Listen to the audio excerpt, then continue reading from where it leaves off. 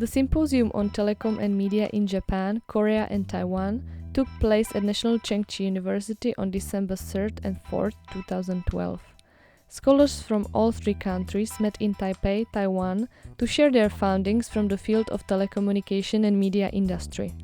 The event was hosted by Office of International Master of Communication Studies within the College of Communication. The reason why we chose this topic, like symposium, we focus on Taiwan, Japan, and Korea, is because we want to learn from one another, each other, about the telecommunications industry, the strategies, and also policy and the law. We invited 8 scholars and experts from Japan and Korea, 4 from Korea and 4 from Japan. Speakers presenting us topics which are really relevant to present situations. They are given the most recent data about the telecom field, and it's really interesting because it shows the situation in different countries, so we can compare how it goes in Japan, Taiwan, and Korea.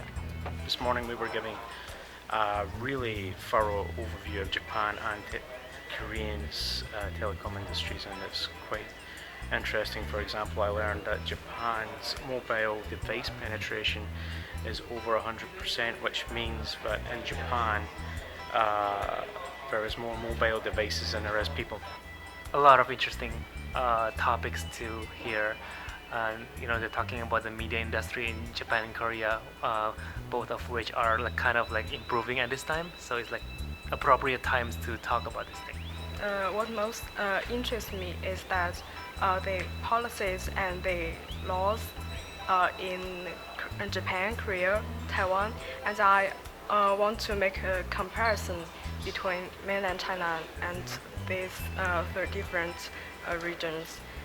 The topics of the lectures and presentation varied during the 2 days from law and regulation to the Korean drama. Hee-Suk Paul, CEO of Korean production company Story TV, held a presentation on change of media ecosystems in Korea. Thank you, Dr. Chen, and it is always happiness to be here in Taiwan, and it's my 5th. Among all, he also gave away the essence of a good drama. There are many aspects that we have to take into consideration for the success of Korean dramas. The most important factors out of them is to have very good quality screenwriters. We have lots of candidates still working very hard to be a good screenwriters, and also we have directors. They know quite well about how to gain the attention from, how to penetrate into their heart, and that kind of background in Korea made a turning point to make Korean dramas generate big hit in Asian market, not only in Korea but also around the world. Apart from the media experts from Japan and Korea, current and former commissioners of national communication commissions participated at the symposium as well. At the end of each day, there was a roundtable discussion about implications for Taiwan.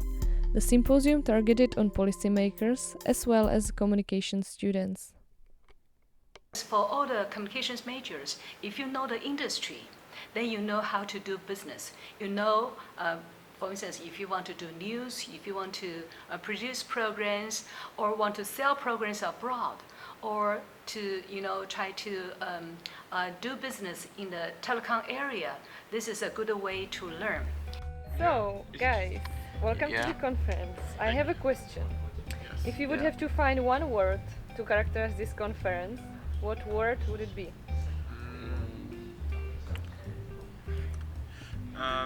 Meaningful. Meaningful. Yeah. Meaningful? Yeah. Interesting. And why? Because I don't know a lot about the regulations of media in South Korea and Japan, and then I guess it's 2 different models from what happens in Europe, so it's quite interesting to compare what is working in Japan and South Korea and difference with European system. If I was to use one word to describe this conference, it would be dynamic. Up to date. One word. interesting? Brilliant. And why? Just so many scholars coming to you. You don't need to go anywhere, and you can get a lot of brilliant ideas just in one place. Did you enjoy it? Of course.